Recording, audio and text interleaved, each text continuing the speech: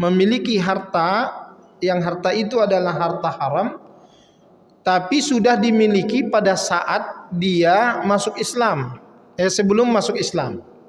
Misalkan tadinya dia kafir, kemudian dia masuk Islam. Pada saat dia kafir, itu banyak harta yang dia dapatkan melalui usaha. Memiliki harta yang statusnya haram karena dulunya masih bodoh.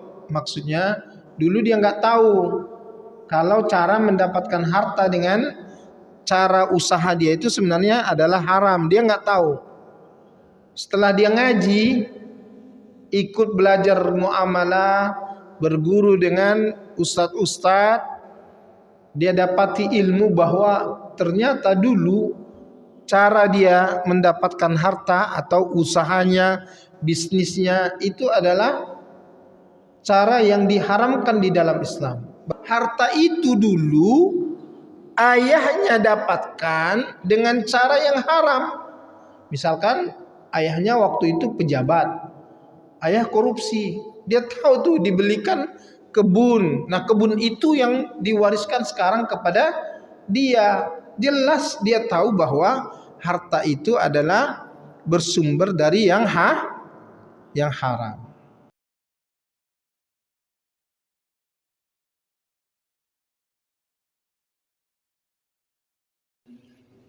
Kita lanjutkan kajian kita kembali terkait dengan masalah-masalah dalam fikih muamalah. Pada kesempatan ini kita mengkaji tentang milkiyatul mal al-haram. Bagaimana status kita memiliki harta yang haram. Sebelumnya kita membahas terkait dengan cara-cara mendapatkan harta. Ada yang dengan cara yang sesuai dengan syariat al-masyru'ah, berarti melalui jalan yang dihalalkan oleh Allah Subhanahu wa taala. Dan itu lebih luas, lebih banyak. Cara mendapatkan harta yang halal itu lebih banyak dan lebih luas. Yang kedua, cara mendapatkan harta yang ghairul masyru'ah, yang tidak disyariatkan. Tidak disyariatkan itu artinya dengan cara yang haram. Dan itu hanya sedikit saja. Sedikit saja. Lebih banyak lagi yang dibolehkan daripada yang tidak dibolehkan. Tapi dalam perkara cara mendapatkan harta yang haram ini ada juga biiznil malik. Ya, terbagi kepada dua. Ada cara mendapatkan harta yang haram itu memang diharamkan oleh syariat dan tidak diizinkan oleh pemilik harta, seperti mencuri, ya, korupsi, rampok, copet, itu secara syariat diharamkan. Dan pemilik harta yang diambil hartanya itu tidak izinkan hartanya itu diambil. Nah ini namanya ghairul masyru'ah wa bi ghairi isnil malik. Ada secara syariat diharamkan, tapi si pemilik itu bolehkan harta itu diambil. Ghairul masyru'ah bal bi iznil malik. Seperti apa? Ketika kita transaksi harta dengan orang lain dalam permainan judi, maisir. Dalam judi itu kan judi tidak dibolehkan oleh syariat. Artinya perkara yang diharamkan. Tapi orang main judi itu dengan rela dia hartanya diambil oleh si pemenang. Nah itu namanya ghairul masyru'ah bal biiznil malik. Cara mendapatkan hartanya tidak dibolehkan oleh syariat Islam, artinya haram, tetapi si pemilik harta membolehkan hartanya itu berpindah ke temannya. Nah itu. Dan sampai sekarang ini masih menjadi penyakit yang lekat di tengah-tengah masyarakat.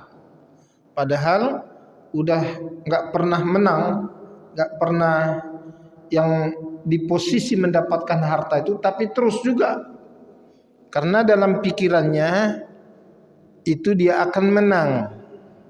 Makanya judi itu dalam istilah muamalah Islam itu disebut dengan sebutan maisir. Maisir. Semua bentuk transaksi yang mudah, dianggap mudah untuk menjadikan kita kaya, mendapatkan harta yang tiba-tiba banyak, meskipun tidak dibolehkan oleh syariat Islam, maka dia digolongkan kepada maisir. Begitu juga transaksi ribawi. Segala bentuk transaksi ribawi itu secara syariat tidak dibolehkan. Maknanya secara hukum haram. Tetapi yang punya harta memang relakan hartanya itu diambil atau dimiliki oleh teman transaksinya atau pihak yang bertransaksi dengannya. Jadi perkara-perkara yang seperti ini tergolong kepada perbuatan yang secara syariat tidak dibolehkan atau diharamkan, ghairun masyru'ah, meskipun atas seizin pemilik hartanya. Kaum muslimin, ayah dan bunda sekalian yang dirahmati Allah, hari ini kita melanjutkan kajiannya kepada bagaimana sih status kepemilikan terhadap harta yang haram. Dalam pembahasan ini kita akan membahas beberapa tema turunannya. Yang pertama, milkiyatul mal al-haram bi tariqil miras. Memiliki harta yang harta itu haram tapi kita dapatkan melalui jalur waris dari orang tua kita. Ya, itu yang pertama. Yang kedua, milkiyatul mal al-maqbud bil aqdil batil wal aqdil fasid. Memiliki harta yang haram karena didapatkan dengan atau melalui akad yang rusak ataupun akad yang batil yang tidak dibolehkan dalam syariat Islam. Kemudian ada juga milkiyatul mal al-haram bi'aqdin ya'taqidul qabid hillah. Memiliki harta yang sesungguhnya harta itu adalah harta haram, tapi si pemilik menganggap bahwa itu harta halal. Kemudian yang keempat, milkiyatul mal al-haram al-maqbud fil kufri qabla al-islam. Memiliki harta yang harta itu adalah harta haram tapi sudah dimiliki pada saat dia masuk Islam, sebelum masuk Islam. Misalkan tadinya dia kafir, kemudian dia masuk Islam. Pada saat dia kafir, itu banyak harta yang dia dapatkan melalui usaha. Misalkan dalam Islam kan diharamkan ternak babi, jual beli terhadap babi misalkan. Bukan hanya konsumsinya yang diharamkan, tapi juga memperjualbelikan, mengambil hasil jualannya itu juga haram. Nah dulu usahanya itu waktu dia sebelum masuk Islam. Nah sekarang dia masuk Islam, harta itu dia bawa dan itu adalah harta milik dia. Bagaimana status harta ini setelah dia masuk Islam? Kemudian yang berikutnya milkiyatul mal al-multaqat, yaitu memiliki harta yang ditemukan, harta temuan.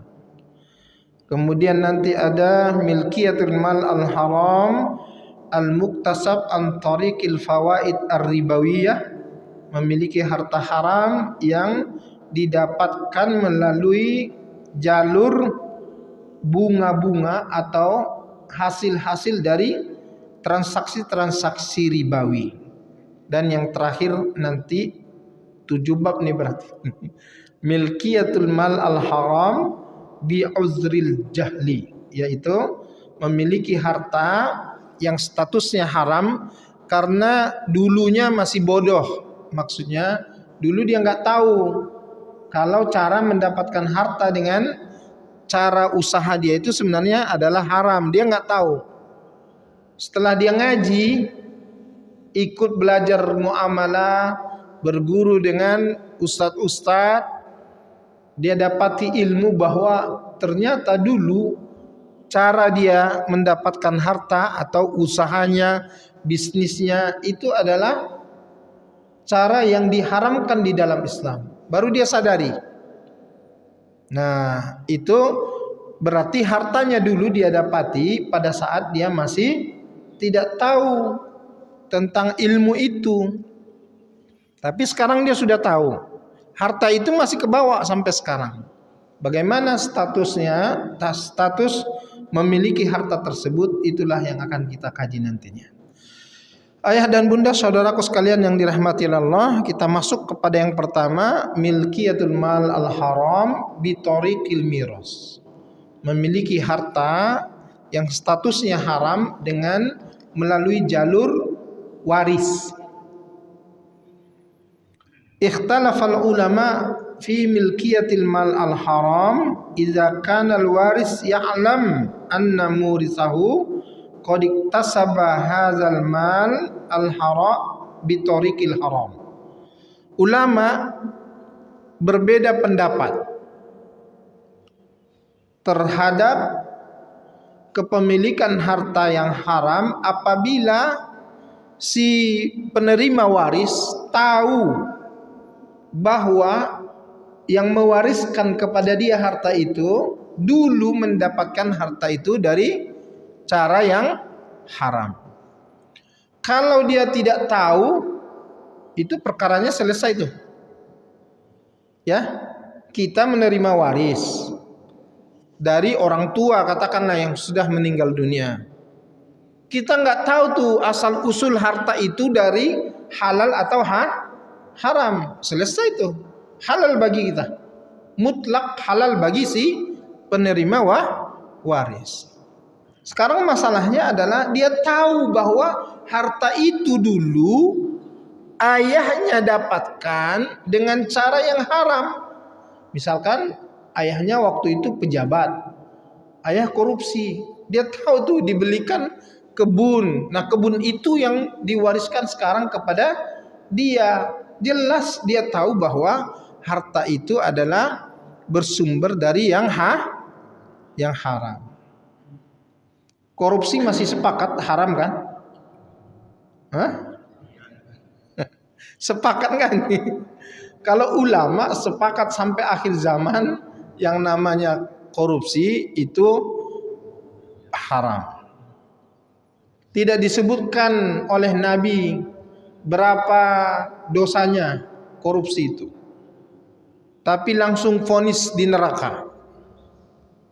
Ar-rashi wal murtashi kilahuma finnar.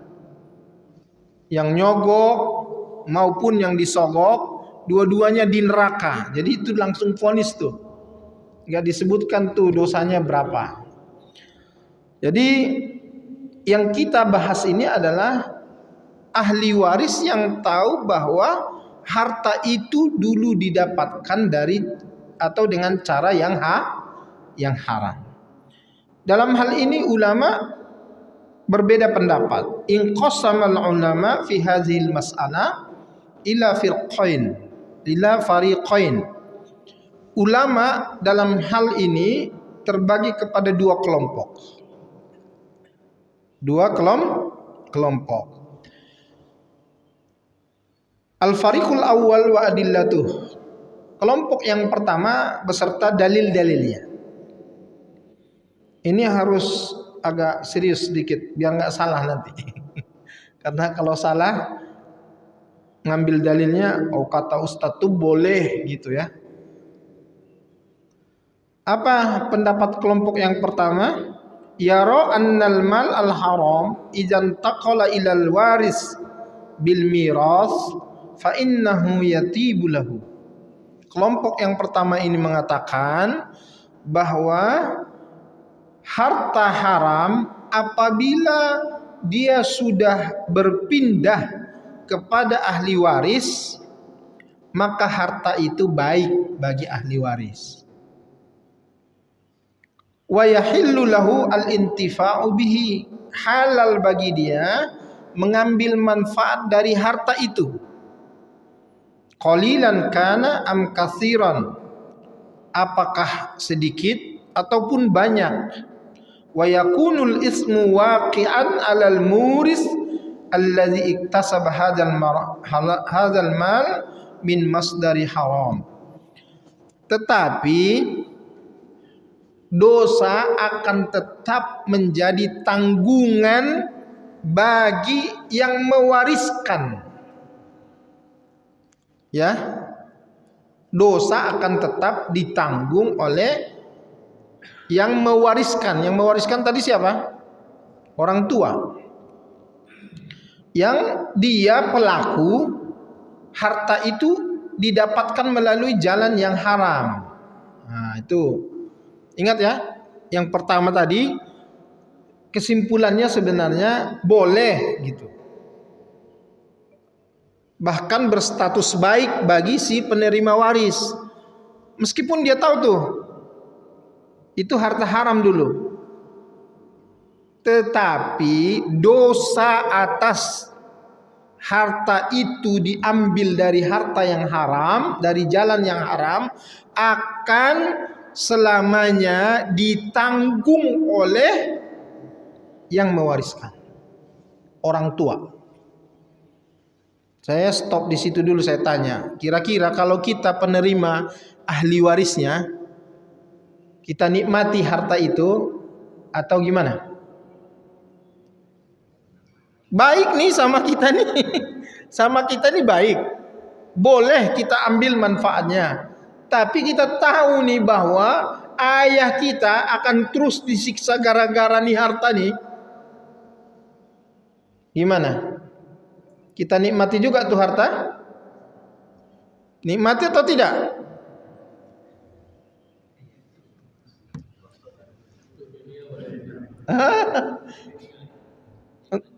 Untuk dunia.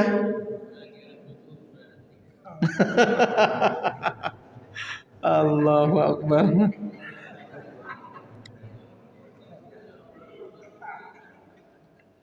Oke.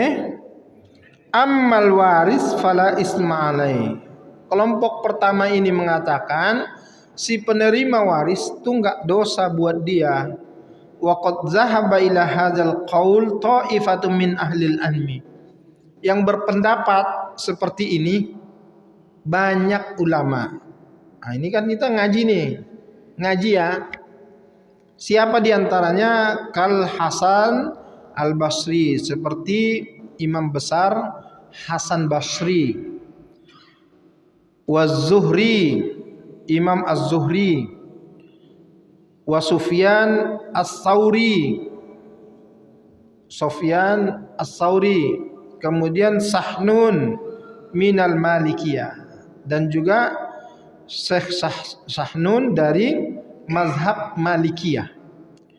Wa huwa qaulun fi mazhabil Hanafiyah, dan juga sebagian di antara ulama-ulama Hanafiyah. Wa qad istadalla hadzal fariq lima zahabu ilaihi bil adillah at-taliyah. Ini kelompok yang membolehkan ini, yang mengatakan boleh baik bagi si penerima waris itu mengambil dalil. Di antara dalilnya adalah dalil yang pertama,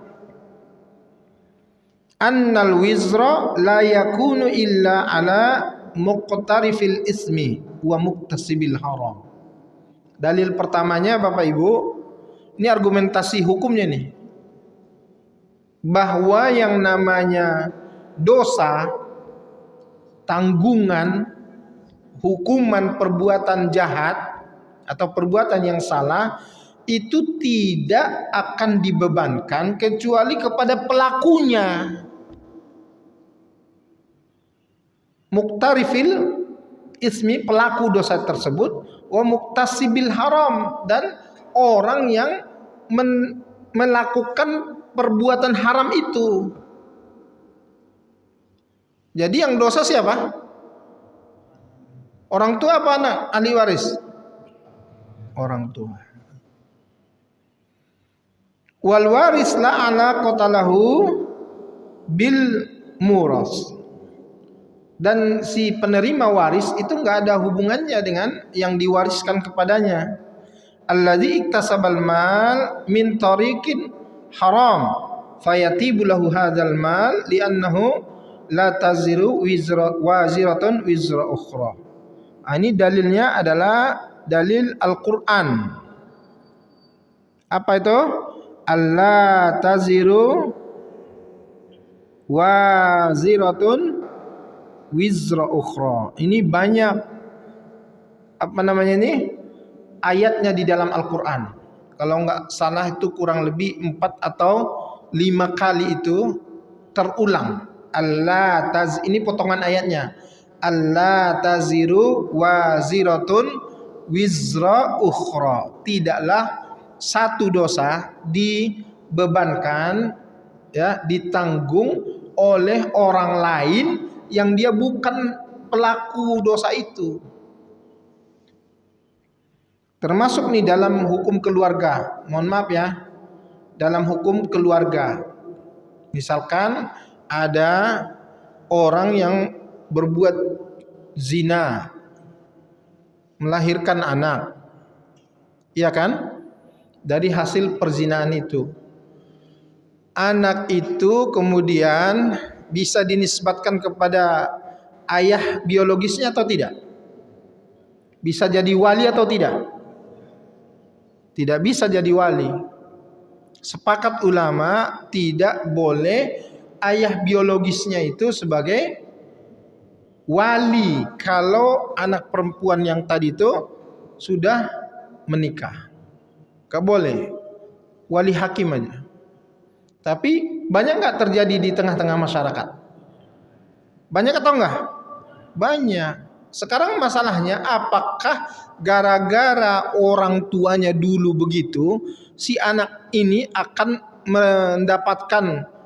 mendapatkan perkara yang sama? Banyak di antara kaum muslim ini mikir anaknya itu nanti akan berzina juga gitu. Belum tentu. Anak itu kalau dididik dia dengan baik, tumbuh menjadi anak yang soleha, dia akan soleha. Apakah kemudian dosa orang tuanya dulu akan menjadi tanggungan dia? Tanggungan dia atau tidak? Tidak. Yang dikatakan itu, yang dikhawatirkan oleh para ulama kita terdahulu itu, statusnya saat dia sudah mau menikah, lantas ayah biologisnya mengambil peran sebagai wali atas dia, lantas dinikahkan oleh ayah biologisnya. Pernikahannya sah atau tidak? Sah atau tidak? Tidak. Kalau tidak sah, apa yang berlaku bagi dia dan suaminya? Nah itu, jadi bukan anak itu akan menjadi anak yang buruk, anak itu akan menjadi anak yang mengalami perkara yang sama dengan yang dilakukan oleh orang tuanya, tidak. Ya, iya, itu yang dikhawatirkan oleh para ulama, bukan karma seperti yang dipikirkan oleh orang-orang keyakinannya lainnya di luar Islam. Jadi bukan perkara karma berzina terus zina juga, tapi karena prosesnya itu tidak memenuhi rukun dalam pernikahannya, orang tua yang tadinya tidak punya hak sebagai wali tapi berperan sebagai wali, itulah yang menyebabkan status zinanya itu akan. Tapi anak itu kalau dia nggak tahu gimana? Sekali lagi, yang di atas ketidaktahuan itu ma'fu anhu, bagi dia itu tidak menjadi dosa, tapi bagi orang tuanya kan tahu. Makanya kalau ada perkara seperti ini, orang tua harus sadari dia sudah bertaubat nih. Perkara itu sudah lama kan, sampai anaknya sudah mau menikah nih. Ya kan? Kan udah ibaratnya anaknya 24 tahun menikah, berarti perkara itu 25 tahun yang lalu. Sekarang dia sebenarnya sudah bertaubat. Tapi dia tahu, dia sadar dia sebenarnya tidak punya hak menjadi wali. Ya udah, serahkan kepada wali hakim. Nah, anak itu insya Allah masa depannya lebih baik. Jelas saya bunda? Jadi golongan yang pertama ini berdalil itu kepada Al-Quran, nggak main-main juga dalilnya, bukan memboleh-bolehkan aja. Dalilnya tadi apa? Allah taziru waziratun wizra ukhra. Tidaklah seseorang dibebankan dosa atas dosa orang lain yang melakukan. Tidak. Itu yang pertama.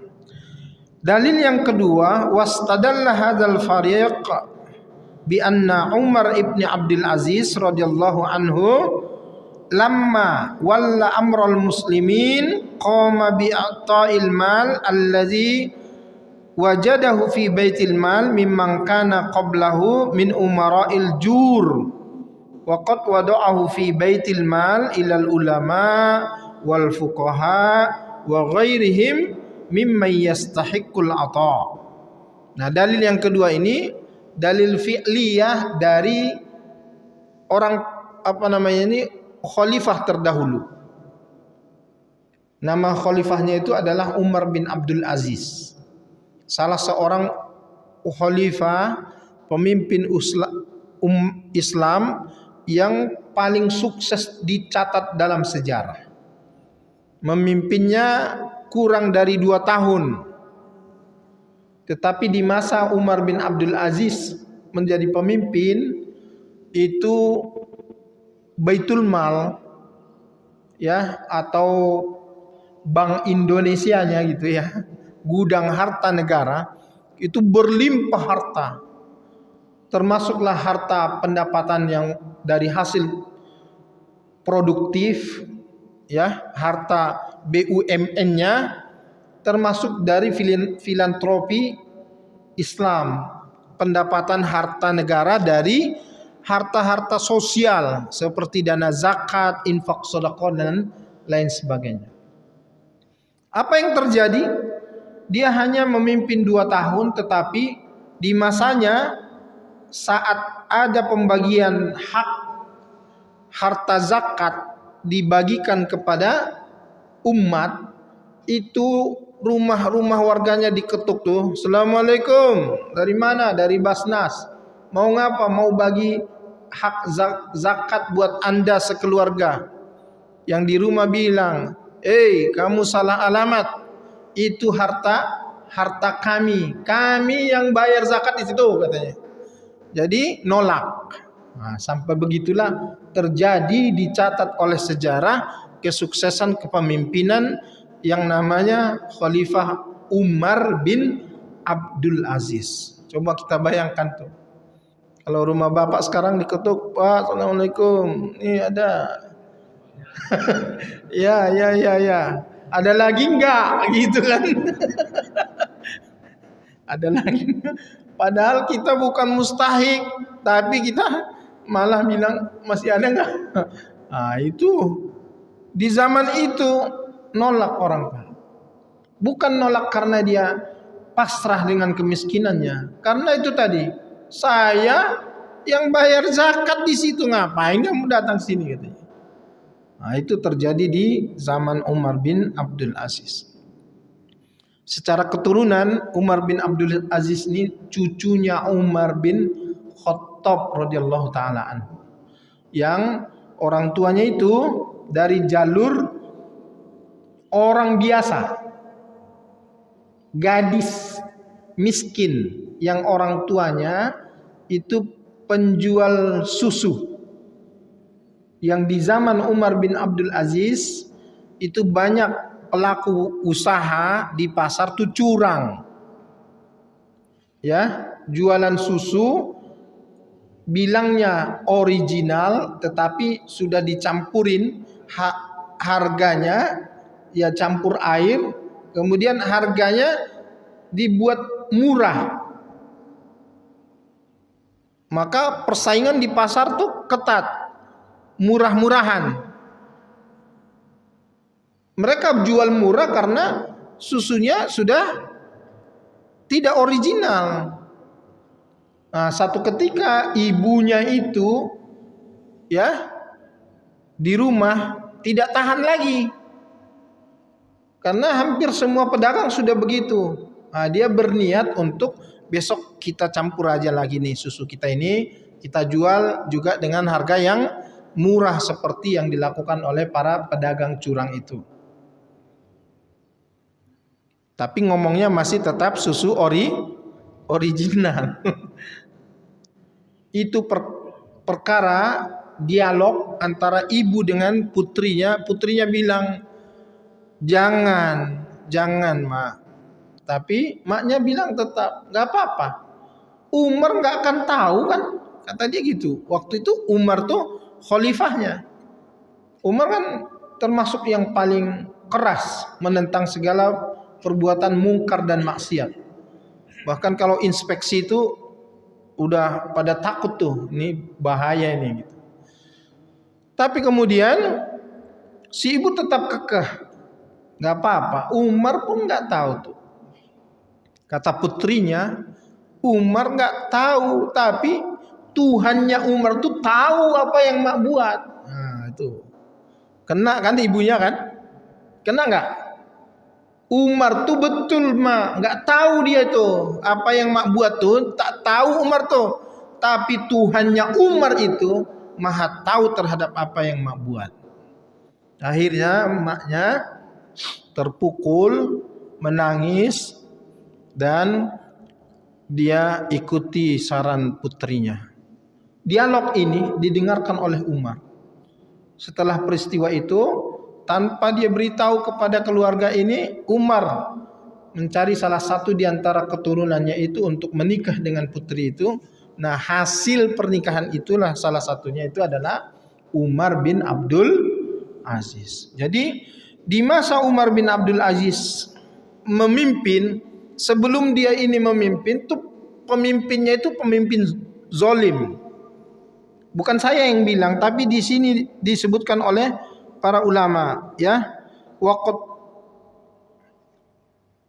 wajhud dilalah mimman fa'ala Umar bin Abdul Aziz annal isma law sabata yasbatu fi zimmatiz zalim lima jaza lahu ay yadfa'ahu ila ghairi ahlihi mimman akhadha minhum zulman fayuqasu alaihi al-mal al-mawrus fa innal isma al-akhdhu yasbutu fi zimmatil muris fayahillu lil waris ay ya'khudha al-mal al-haram mirasan. Jadi ini di sini dikisahkan bahwa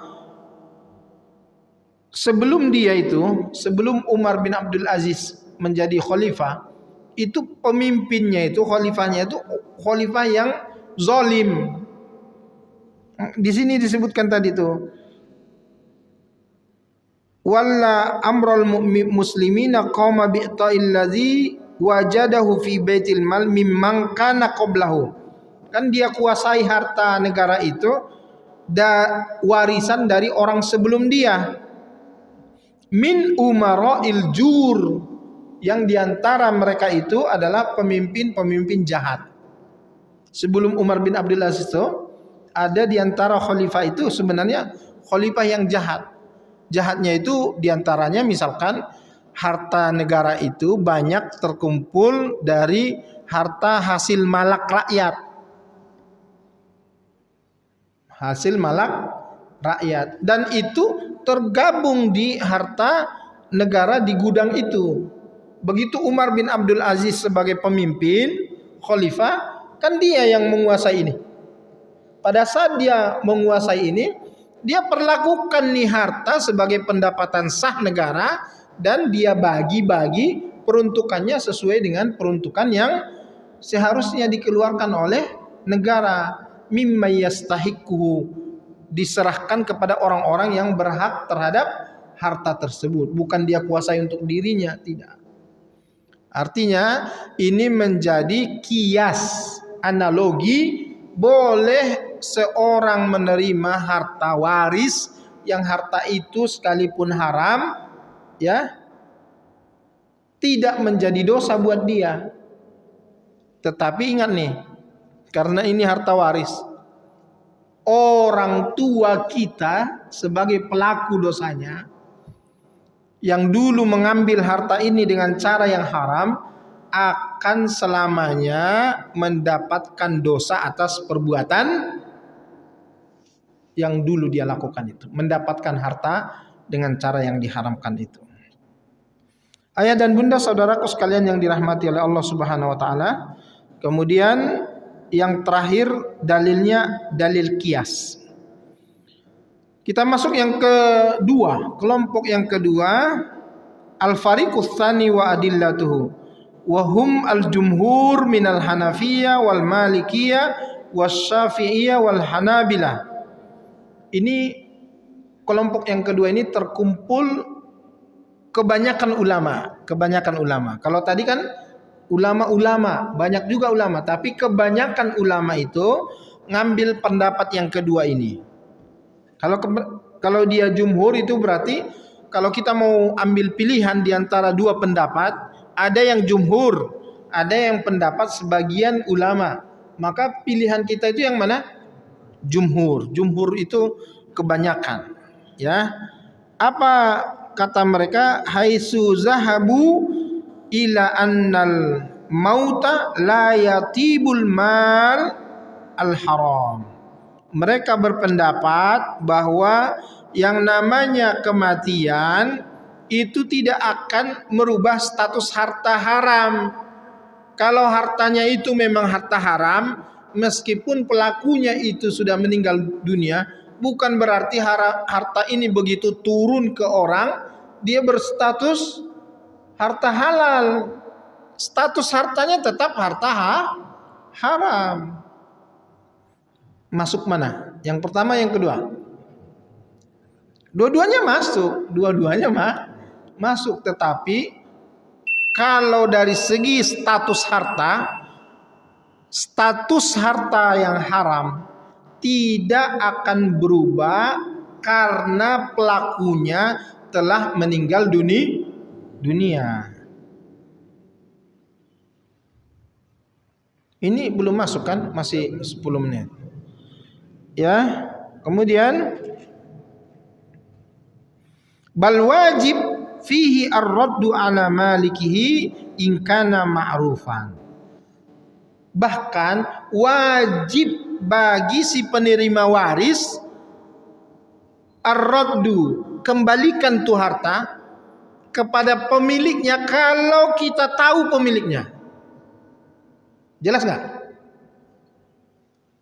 Si ahli waris, penerima waris wajib mengembalikan harta itu kepada pemiliknya kalau dia tahu siapa pemiliknya.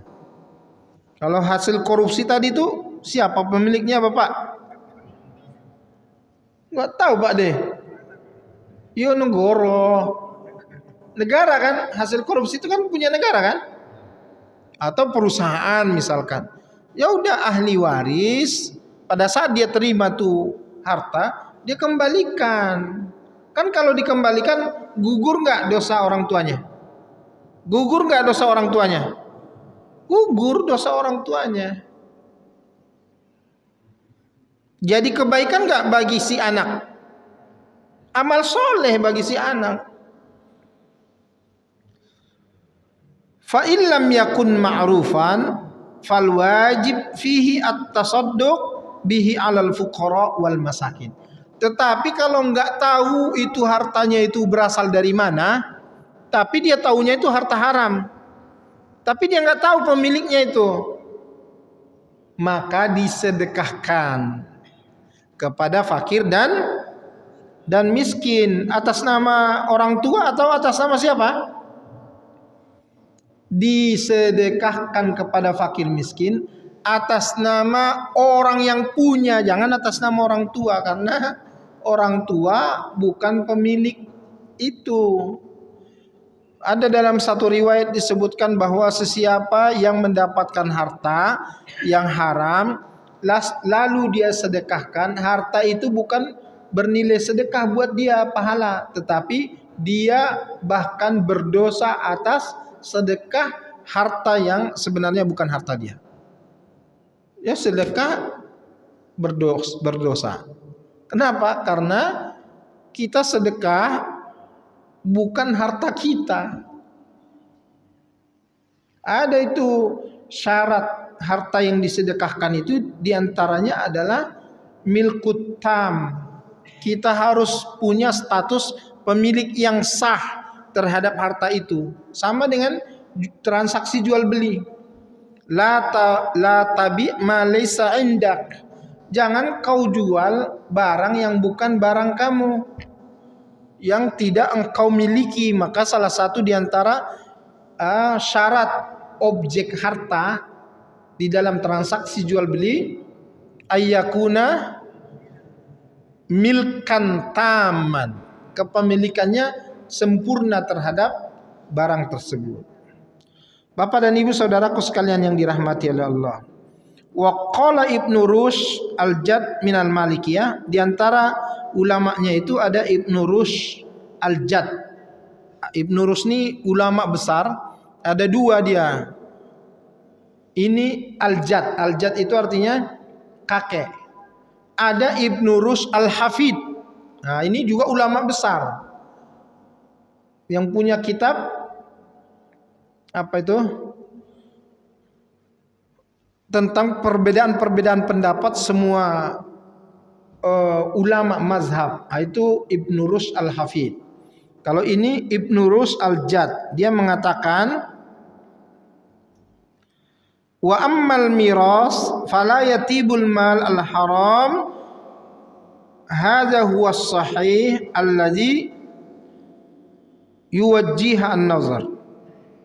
Ibnu Rushd dari Malikiyah mengatakan bahwa harta waris, harta dengan melalui jalur waris tidaklah akan merubah status haramnya harta yang didapatkan melalui jalan yang haram. Tidak membuat dia menjadi berubah status baik. Haram ya tetap dia status haram. Dan inilah pendapat yang sahih. Jadi penjelasannya sebenarnya masih banyak sekali, tapi intinya kelompok kedua ini mengatakan status hartanya yang haram tidak pernah berubah status menjadi halal. Yang kedua adalah karena itu harta jelas haram, meskipun sudah beralih kepemilikan ke ahli waris, maka si ahli waris ini punya kewajiban untuk mengembalikan harta tersebut. Jika diketahui pemiliknya, dikembalikan kepada pemilik tersebut. Jika tidak diketahui pemiliknya, maka harta ini menjadi harta sosial yang disedekahkan kepada fakir miskin atau disalurkan melalui lembaga filantropi Islam seperti lembaga zakat, wakaf dan lain sebagainya, tapi tidak boleh diatasnamakan orang tua yang mewariskan kepada kita, tetapi atas nama orang yang pemiliknya, Abdullah atau siapa namanya, kita samarkan hamba Allah. Kalau sogok berarti orang yang nyogok kita ya. kita yang disogok gitu ya. Bukan harta negara kan? Harta sogok itu kan kita pejabat, disogok orang gitu kan. Lalu kita belikan rumah. Gitu kan Haji? Atau diberi orang uang atau rumah? Uang. Nah, perkara uang ini, kalau uang sama dalam hal riba ya. Uang itu bukan zatnya yang diponis dalam muamalah, tapi nominalnya. Nominalnya. Maka kalau misalkan Pak Haji tahu dan ingat persis harta sogokan itu nilainya berapa? Misalkan 100 juta. Misalkan. Setiap hari disogok 100 juta. Oh. Nah, ini kan sudah jadi rumah dia. Sudah jadi properti aset. Tapi sebenarnya yang diterima itu uang. Maka yang terkena hukum itu nominalnya, bukan zatnya. Maka kemudian harta yang senilai dengan 100 juta ini kita keluarkan ya. Kalau misalkan yang nyogok dulu itu masih hidup, ya, masih hidup, kita boleh bermusyawarah dengan dia. Karena itu sebenarnya milkut tam bagi dia. Kepemilikan harta yang 100 juta ini sempurna milik dia. Maka dia punya hak harta ini mau dia kemanakan. Cuman dia kan jadikan ini objek sogok. Kalau sogok kan berarti harta ini statusnya menjadi haram bagi si penerima sogok, ya. Bagi si yang menyogok itu perbuatan nyogoknya itu menjadi perbuatan dosa besar, kan gitu. Maka kita musyawarahkan saja dia kalau dia masih hidup ya. Kita panggil misalkan, mohon maaf, saya sudah ngaji hari ini, saya sudah tahu bagaimana Islam ini mengajarkan kita dan ternyata perbuatan dulu yang kita lakukan adalah perkara yang haram. Ini harta ya, dulu saya sudah konversikan untuk bangun rumah saya ini. Tapi sekarang saya punya nih uang yang senilai dengan itu. Maka kita musyawarahkan saja. Bapak, apakah Bapak mau ngambil kembali uang ini atau Bapak mau bagi saya misalkan. Itu kan jelas tuh. Mau bagi saya atas dasar apa, hibah atau hadiah, kan sekarang dia sudah jadi apa-apa, itu nggak ada urusannya lagi dengan yang dulu. Pada saat dia nyogok kita, sekarang dia punya berkat, sudah berkarir, dia punya harta yang banyak. Ketika sekarang dia hadiahi kita bukan lagi pejabat, kita bukan lagi pemegang kekuasaan. Sah bagi kita menerima hadiahnya dan sah bagi dia memberikan hadiah kepada kita. Nah, jadi ada solusinya Pak Haji. Kalau misalkan kita mau serahkan kembali sepenuhnya itu kepadanya, itu lebih baik. Tetapi kalau misalkan dia ternyata dengan posisi dia sekarang sudah sukses secara duniawi, tidak membutuhkan uang itu, lantas dia hibahkankah kepada kita? Adalah Pak Haji, uang itu sekarang milik Pak Haji. Nah, itu kata-kata dia sekarang milik Pak Haji itu hibah tuh. Artinya dia serahkan tanpa syarat uang itu kepada Pak Haji. Atau dia hadiahkan uang itu, dia merasa bahagia dengan sekarang dia menjadi apa, ya, yang kemudian dia katakan bahwa saya sekarang nyatakan itu hadiah buat Pak Haji. Maka selesai perkara dosa sogoknya dulu itu, ya, selesai juga perkara uang yang Bapak terima dari sogok tersebut, karena si pemiliknya sudah merubah statusnya karena milik dia sepenuhnya itu menjadi hibahkah atau hadiah. Wallahu taala. Baik Ustaz, kembali lagi tadi transaksi berikutnya dia kemudian hibahkan kepada Pak Haji. Ini kita contohkan Pak Haji aja nih. Ya, itu memang setelah dia kembalikan, kan dia panggil atau dia datangi dengan uang nominal 100 juta tadi itu artinya dia mau serahkan kembali uang ini. Ya, bisa saja dia terima fisiknya atau secara lisan dia sudah berakad. Artinya saya kembalikan nih uang, gitu kan? Kata siapa? Kenapa dikembalikan Pak Haji? Saya udah nggak butuh itu, kata dia gitu. Yang penting sekarang saya kembalikan. Kalau kamu mau kasihkan sama saya itu hak kamu, misalkan. Artinya kan kepemilikan itu ada dua, ya, qabdul ain wa qabdul hukum.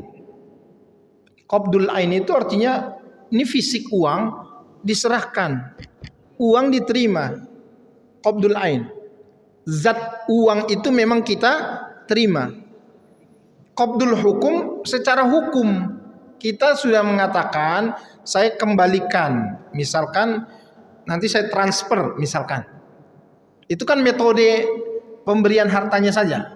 Tapi yang jelas saya kembalikan. Itu kata dia, ya saya terima, tapi atau dia nggak bilang seperti saya terima, intinya saya sudah nggak butuh uang itu Pak Haji, untuk Pak Haji aja.